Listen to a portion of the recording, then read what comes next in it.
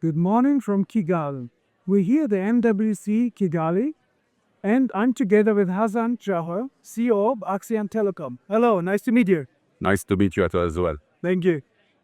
MWC 2025 here in Kigali, you just finished a panel about Africa's future first, determining the path to a digital future, which sounds very interesting. So, what were some of the key points or insights you wanted to bring to that discussion? I mean, the digital future is very important for the continent, for Africa. And our role as Axian Group was to make sure and is to make sure that Africa is not left behind.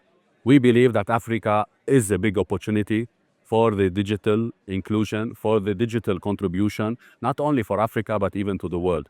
But the other message that we wanted to emphasize on is that the challenges that we have, yes, it's an opportunity, but how we capture this opportunity.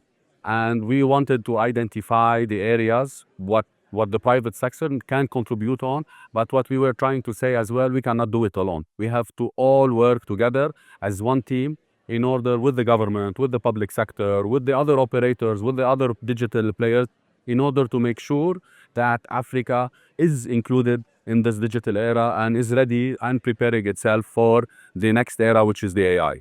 Thank you. That's very interesting. You just mentioned the public sector and private sector partnership, which still remains, I guess, very important in order to drive this digital growth. So, but what do you see as the biggest common priorities when it comes to advancing Africa's digital future? The biggest, I mean, is the biggest pillar or the biggest challenge or the biggest opportunity as well is when we work closely with the private sector. We can work with the public sector, private sector and the public sector can work together on two fronts. One, as a service provider, which is the private sector can provide to the public sector in order to digitally transform the way they would do their work and be more efficient in the way they are addressing the citizens' daily life or daily transaction or daily needs. And you have the other factor, which where we are the citizen as well. We are the corporate citizen. We need to ensure that they are providing with the policies and with the facilities that will allow us to work in a well protected environment that can secure our investments, that most important, that also allow the acceleration of the adoption of the technology we are providing and we are building in the countries. So, when we look at connectivity and inclusion remains still central to Africa's growth story. So, how do you see it from Axian Telecom's perspective? How do you work to ensure that digital access truly, let's say, reaches also the underserved communities? We are working on three fronts. We work on the connectivity, which is the core, building the site and allowing people to connect. We work on providing also the financing, and which means the facility that will allow the customer to buy a handset in order to get access to this digital world and to this data. And the third, also, we are rolling out a lot of POCs in order to make sure that we are able to connect the rural area to the data network while not putting a financial burden on the company. We give them connectivity while we are guaranteeing that we are not drained with this investment, which is the main challenge of all the operators, including Axian. And I believe we are doing a good job because we already all over Africa we are covering more than 95% of the population with 4G. So we are on the right track, but we have to keep. Nothing is perfect. We have to keep on working in order to deliver our promises to the continent. So we can say the understanding is there that it's not only about the connectivity, but also about the affordable handsets that people can use the service or can connect to the internet you provide. Correct. It's not only affordable handset. One, affordable handset. Second is facility to pay for the handset. Third is also affordable data megabit. So, I mean, we work in a continent where the ARPU is 2-3 megabit, but we are building the same technology that you find in Europe. While in Europe, their ARPU is $30. So always this equation, we need to balance it in order to keep on providing the people with the best technology in the most efficient way, and to continue on allowing the market to grow and more people to connect to the network.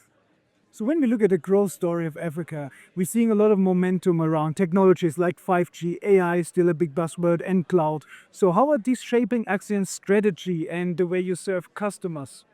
We are investing in the 4G. We are investing in the 5G. We are preparing the infrastructure for AI. So far, we all know, even in the developed country, the 5G use case is not clear. So far, it's an MBB, which means offloading the 4G to 5G. But we are building the infrastructure for us to be ready in order to once the use cases becomes financially viable for the 5G to spread across, we are there. On the AI, there are prerequisites. We need to build the data center. We need to build the fiber optic. We need to bring the submarine cables. And this, we are active in all those areas. And at the same time, we are experimenting with AI. As the president was just telling us, everyone is talking about AI. AI is magnificent. But we need, first, the prerequisite, and second, what is the use cases that really Africa will benefit from when it comes to AI? Which means, what is the model of rolling out AI in the continent? And that's a valid point. We have low ARPU countries, so how can you get your return of invest? We build a data center for AI. I mean, it's quite cost intensive. Yeah, this is brings us back to the partnership that we need to build with the public sector, with the governments. We are building data center for us to host them. We are building data centers for the large enterprises in our countries to be able to have the proper cloud and digital infrastructure in country with data protected in order to provide them with the service. That's how the return on investment will come. It's not only on relying on B2C, but also you have to address the needs of the B2B. And as I said, when it comes to AI return on investment, it will be driven by the use cases that will be developed in order to solve a problem, and we need to experiment. No one cracked that formula so far, but we are on our way. We believe in it, and we will be able to deliver at the end a solution that fits Africa, for Africa, developed by Africa. It seems you're very optimistic.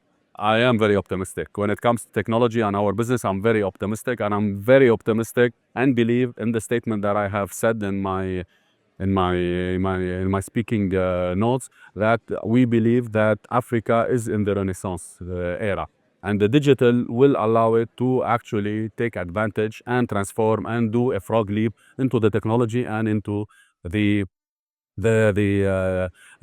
into an infrastructure that will allow it to thrive and be the Africa that we knew centuries ago, that will be able to contribute as well actively in the digital ecosystem in the world. Thank you. So if you look ahead and at the broader vision of Axian's role in building a more connected and inclusive and future-ready Africa, what do you think are the key priorities from you right now?